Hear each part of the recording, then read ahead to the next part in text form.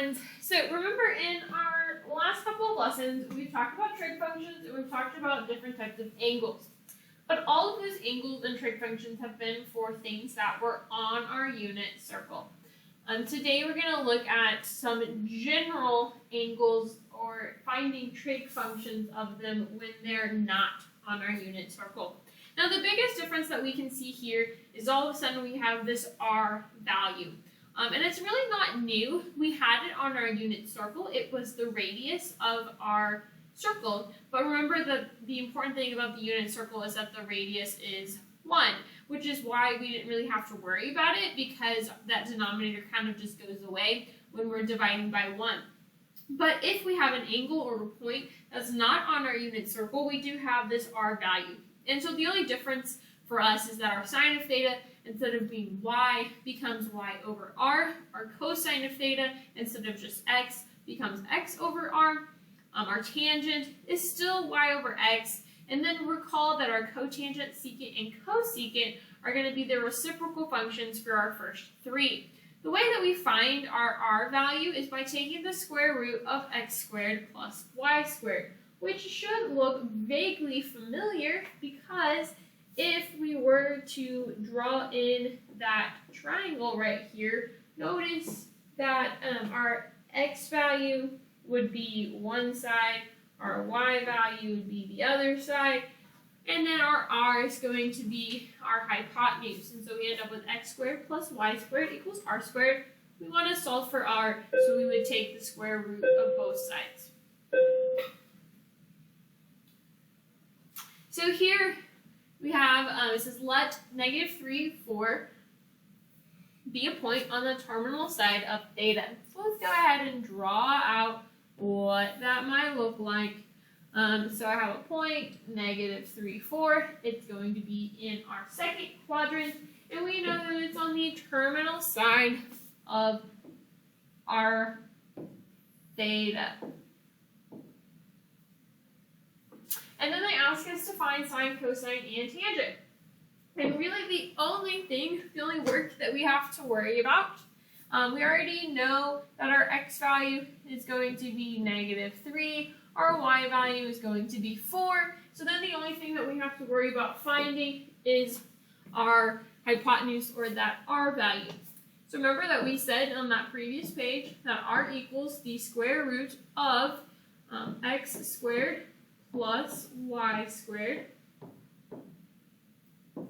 So r is going to equal, in this case, the square root of 9 plus 16, which gives us the square root of 25. So we get that r equals 5. Which hopefully some of us recall our Pythagorean triples, which are a 3, 4, 5 triangle, and we knew what our hypotenuse was going to be without actually having to use the Pythagorean theorem, which if you did, that's great. If you didn't, then remember you can always go back to the Pythagorean theorem. So then now that we have our r value, we can find our sine, cosine, and tangent.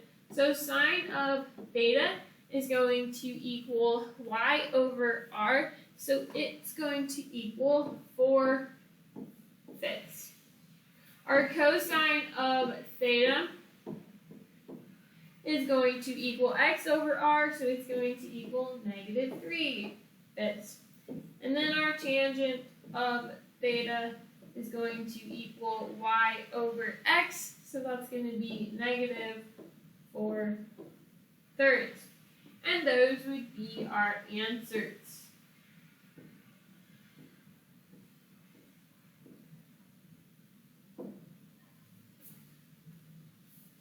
Now, on our next problem, it's set up a little bit differently, but really the process is going to be the same. So it says, given that tangent of theta is equal to -5/4 and cosine of theta is greater than 0, find sine of theta and secant of theta.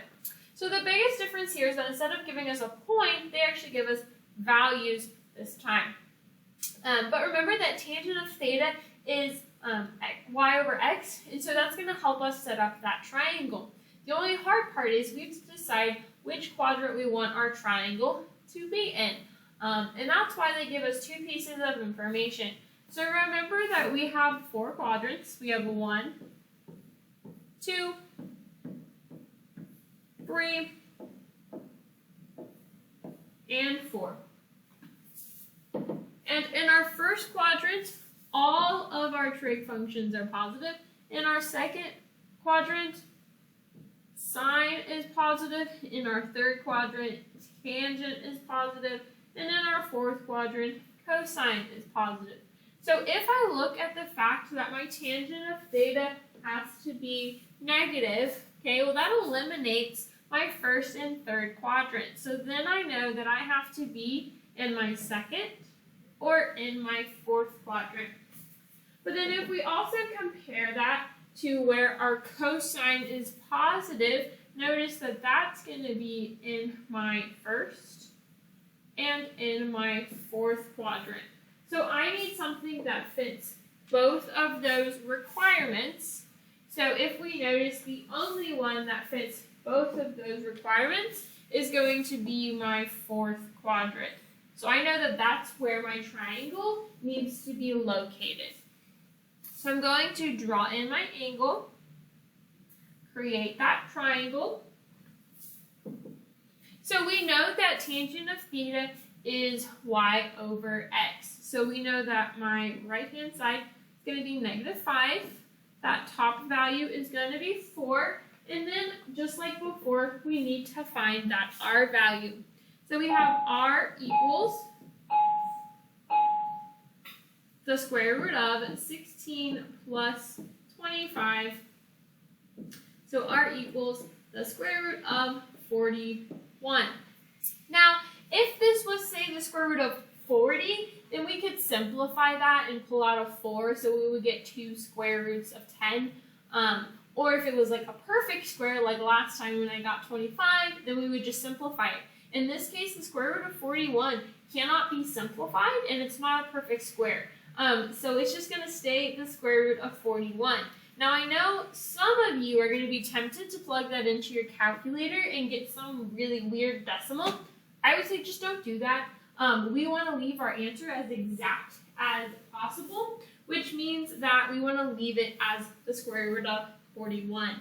So we're going to go ahead now and use that piece of information to find our sine.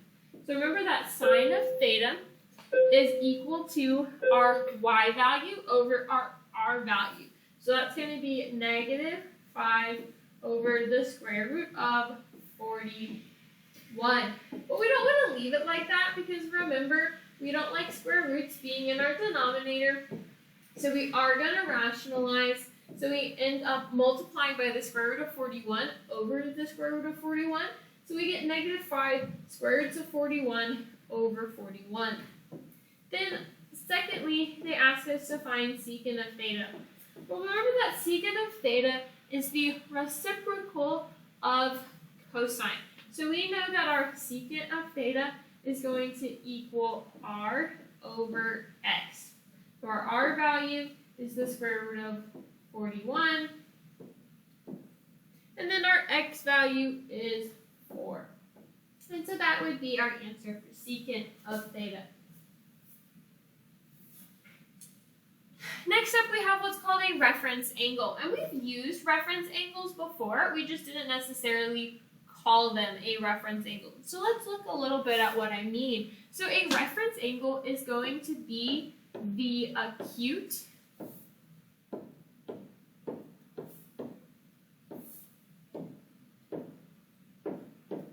angle formed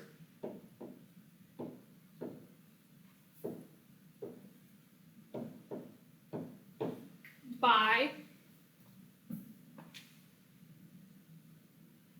the terminal side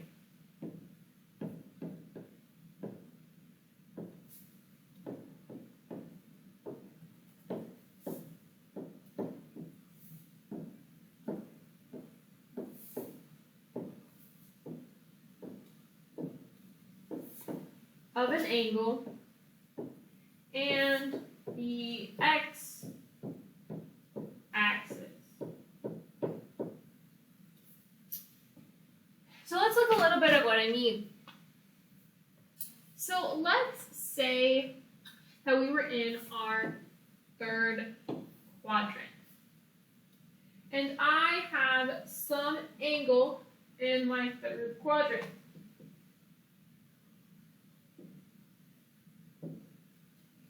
And that's going to be angle theta.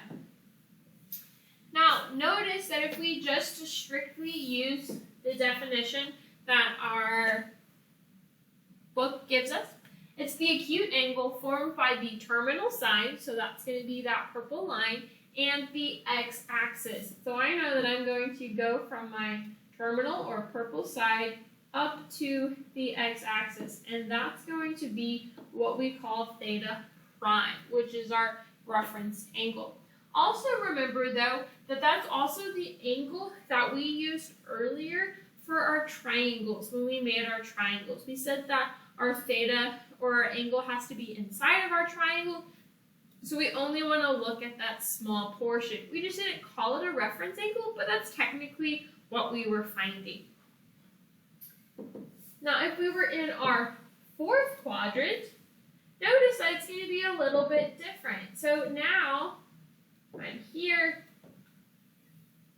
I still want an acute angle, but notice that if I were to try and draw my triangle to the negative x-axis, I wouldn't get an acute angle. So we actually want to go up to our positive x-axis, and that would be our theta prime. If we were in our second quadrant,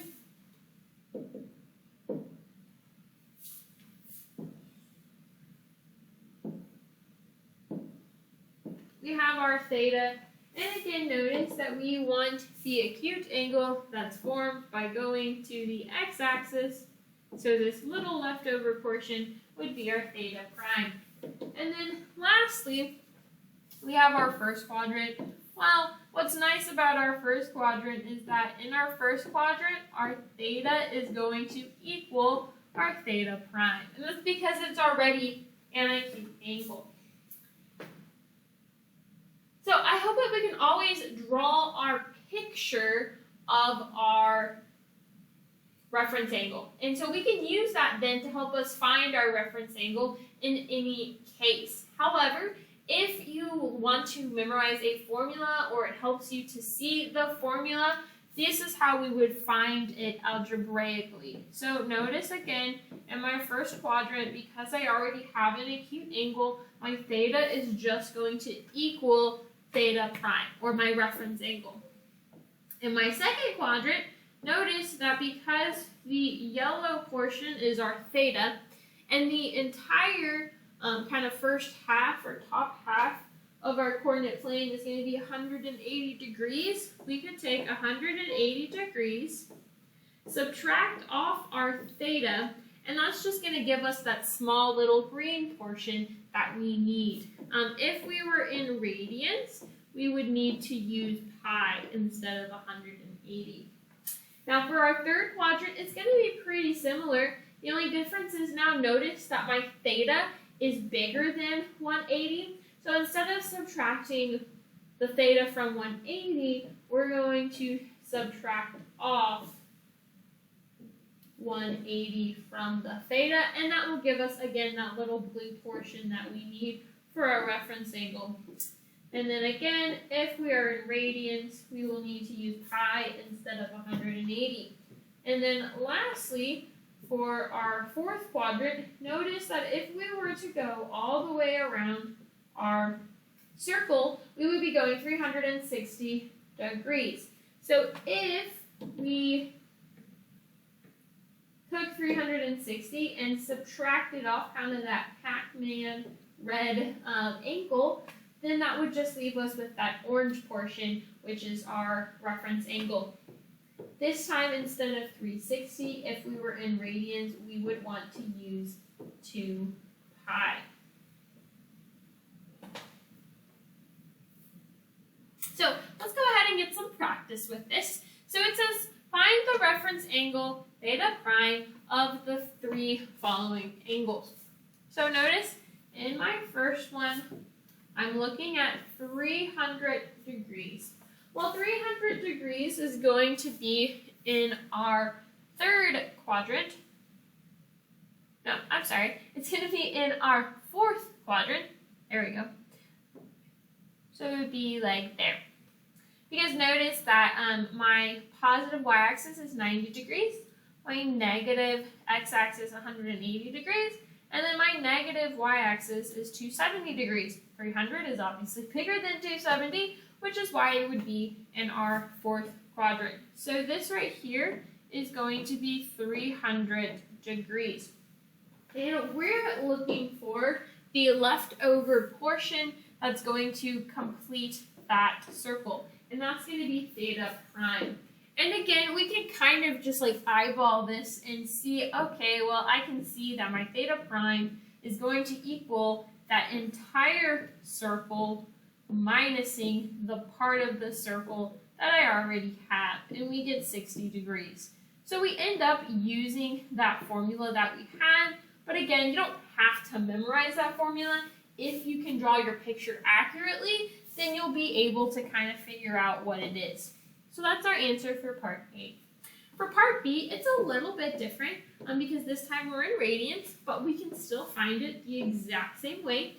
So this time we have 2 pi over 3. So 2 pi over 3, I notice that my numerator is not bigger than my denominator, so I know that I'm going to be in my first or second quadrant.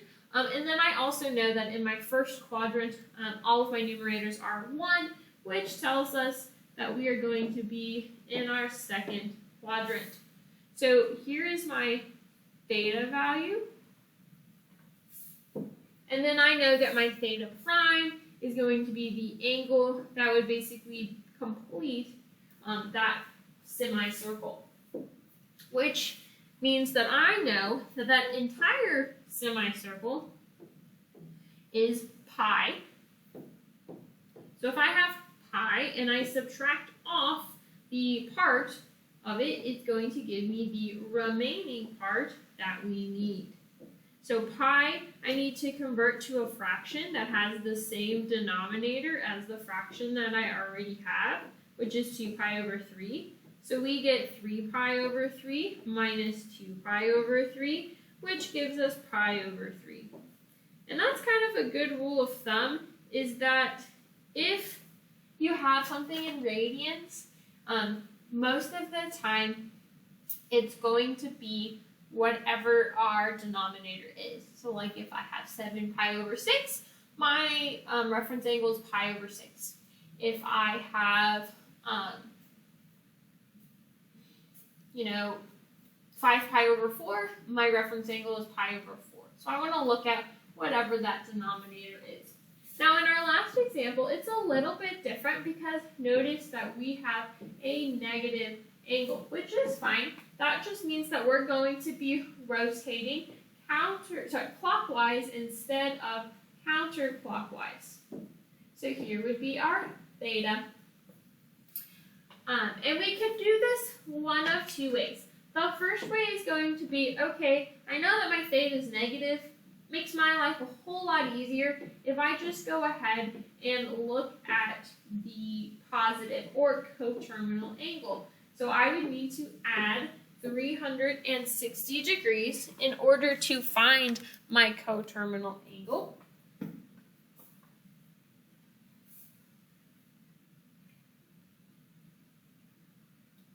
And we're going to get 225.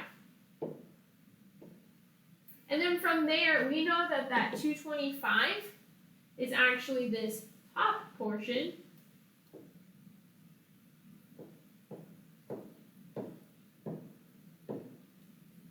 And then we can tell, okay, to find my theta prime, I would take 225, subtract off 180, and we get 45 degrees. The other way that we could have done it, if you can kind of see it, is that we could also take 180